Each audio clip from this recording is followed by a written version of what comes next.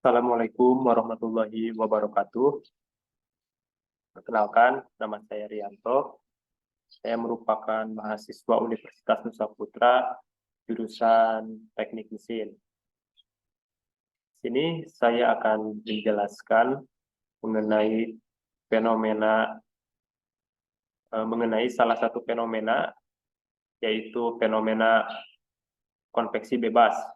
Nah, adapun penjelasan mengenai konveksi bebas adalah sebagai berikut.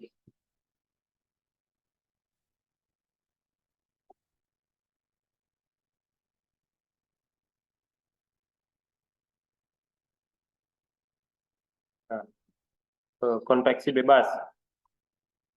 Nah, konveksi bebas adalah salah satu bentuk perpindahan panas yang terjadi secara alami tanpa adanya perbedaan tekanan atau pompa yang digunakan.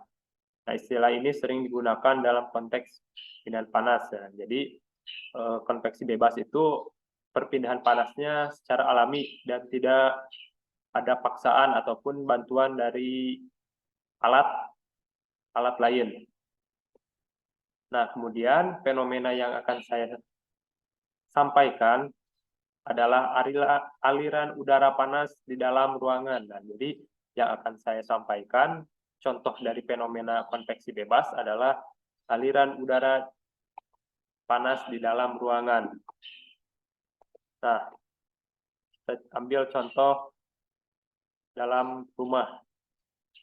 Nah, fenomena konveksi bebas aliran udara panas di dalam ruangan terjadi ketika udara di dalam ruangan dipanaskan ataupun terkena panas.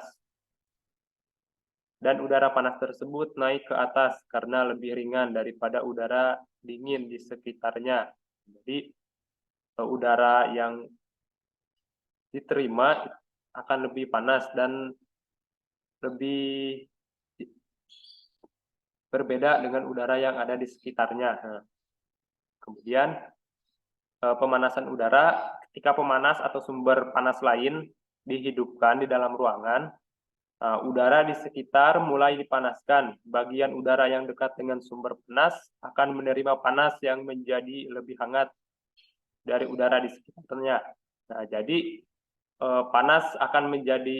udara akan menjadi panas ketimbang panas yang ada di daerah sekitarnya. Nah, kemudian naik ke atas. Karena udara panas memiliki densitas lebih rendah, dia akan naik ke atas, menggantikan posisi udara dingin yang lebih berat. Proses ini terjadi secara alami. Nah, karena adanya perbedaan densitas yang disebabkan oleh perbedaan suhu. Jadi, secara alami. Kemudian, konveksi bebas pada aliran udara panas dalam ruangan sangat penting untuk meratakan suhu, sangat penting dalam menjaga kenyamanan termal. Ini memungkinkan suhu di dalam ruangan didistribusikan dengan lebih merata, mengurangi perbedaan suhu yang signifikan antara bagian atas dan bagian bawah.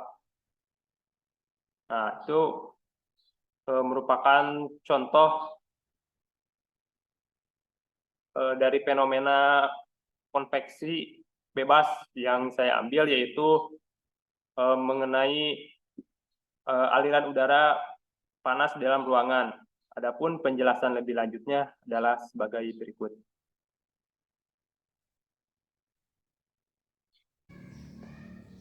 Baik, di sini saya akan menjelaskan kembali mengenai fenomena konveksi bebas. Contoh yang saya ambil adalah aliran udara panas di dalam ruangan. Nah, contohnya saya berada di dalam ruangan. Nah, ketika ruangan tersebut mendapat energi panas atau terdapat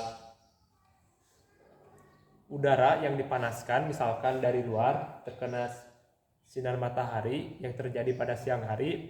Nah, udara yang berada di dekat sumber panas akan menjadi lebih hangat dan udara panas tersebut akan naik ke atas karena densitasnya yang rendah. Nah, kemudian